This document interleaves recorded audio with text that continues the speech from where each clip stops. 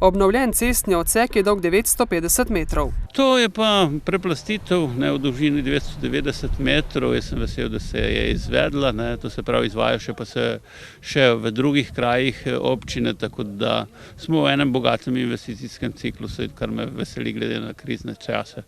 Ta asfaltiranje ceste je pa tudi bil zelo pomemben, ker je bila cesta dokaj dotrajana in je bila zelo nevarna tudi za udeležence v cestnem prometu, pa tudi kmetija, ker veste, so kmečki pridelki, pa padajo in vse sorte. Ideja za asfaltiranje cestnega odseka je bila prvič izražena že pred 4 leti. Ni tak velik denar, koštalo bo okoli 50 tisoč evrov. Moram pa reči, da v občini zdaj v sklopu v zadnjih 4 letih, glede na prejšnje vlaganje, bomo v lokalke največ sredstev vložili cirka pol milijona evrov.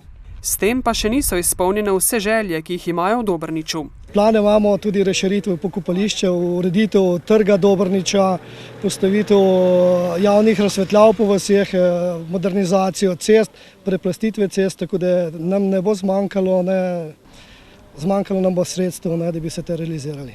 Najbolj pa si trenutno želijo obnovitve igrišča ob osnovni šoli, dodaja Kastelic.